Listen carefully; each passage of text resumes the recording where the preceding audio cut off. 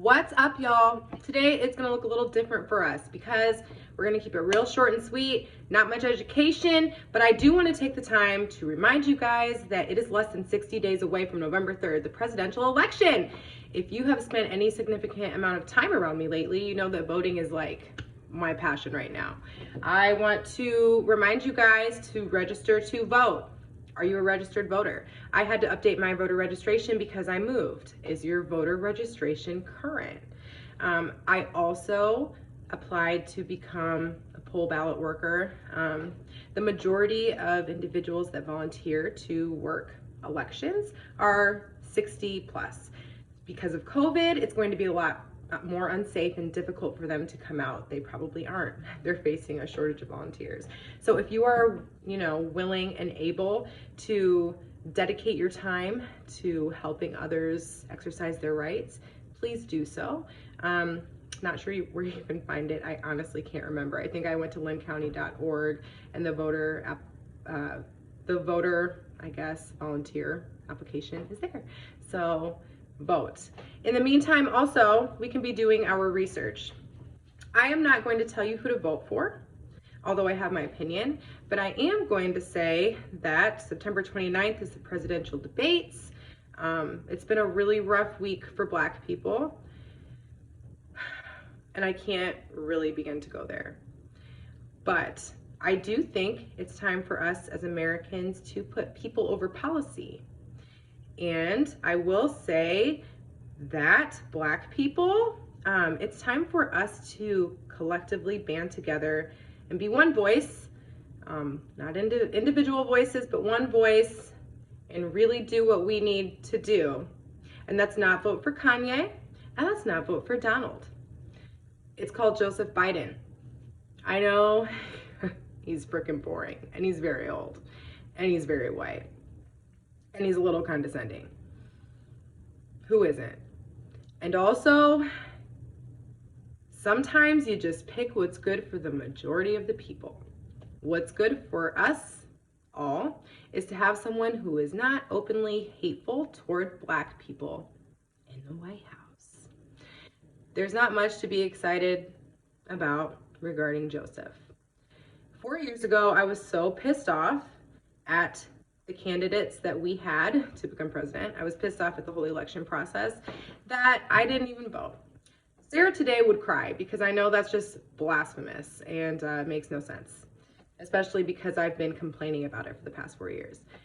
But that's what I did with my anger. I just let it push me completely away from the political spectrum, and I decided not to be involved at all. It was only about 350 years ago, Black people, that the founding fathers to this nation and the men that drafted that brilliant Constitution of ours deemed that we were only 3/5 as much human and 3/5 as much valuable as white people. If you don't know what I'm talking about, it's called the 3/5 Compromise, where the northern and southern states had to reach some agreement as to how enslaved Blacks would be counted. So they decided, all right, black slaves are 60% as much as white people. That was great for the southern states because it gave them more power in the electoral world than it would have if they didn't count us at all. But lucky for the northern states, it gave them a lot less power than it would have if they would have given us 100% rights as white people.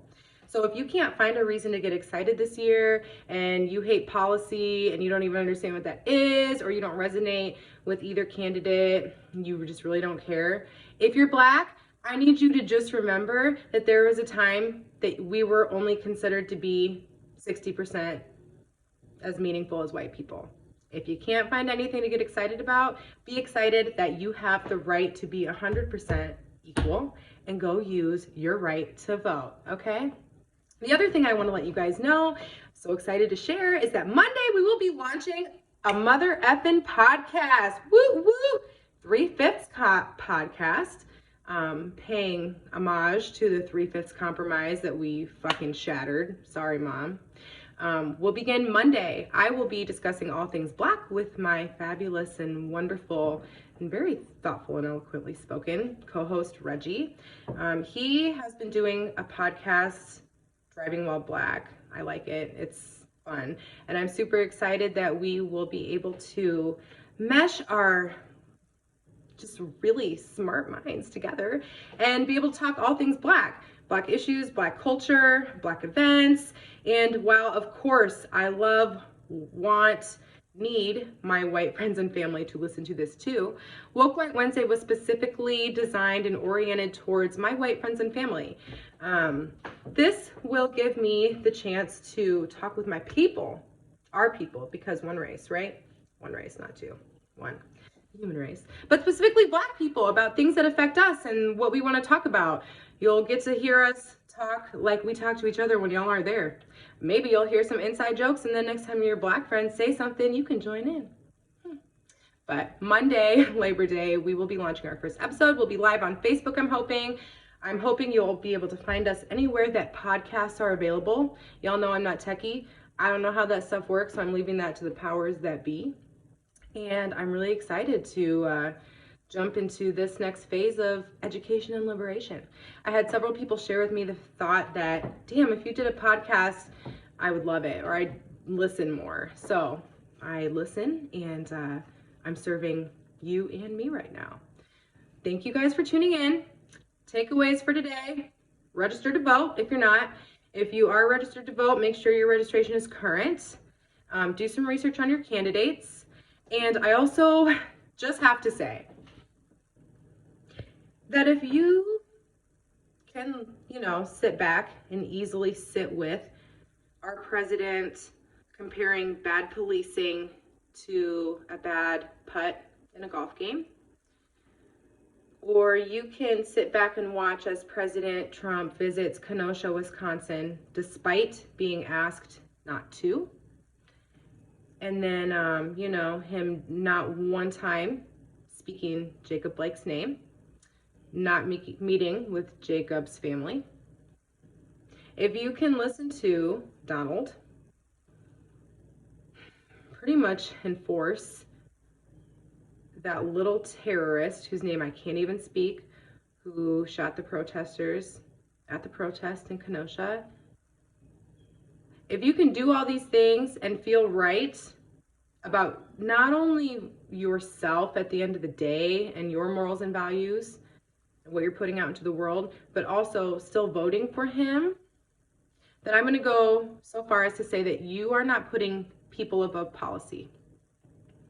And I really feel that until all people are safe, protected, can share equal education and equity in our country that people of color built, by the way, and share an equal voice, then policy won't work. Policy will not be able to be implemented the way it's intended because there are still oppressed people. This might just be an election cycle where we're gonna have to say, okay, people win this time. The need of the greater community is more than the need for me individually. And I am going to take this L this one time in order to help other people get ahead. And next time, maybe it'll be my turn. But think about what's important to you before you vote. Do your research, because there's a lot of Black people suffering right now for a lot of reasons. And Black people, we don't need a reason, not to vote for Donald, except for the fact that he's Donald, okay? He hates Black people. People over policy. I love you guys. Tune in on Monday, noon or a little after, because, CPT up in this piece. I will try and share the links everywhere I can. Give me grace because it's not my thing, okay? I love you guys. Have a super week, super weekend. Stay woke, stay mother effing white.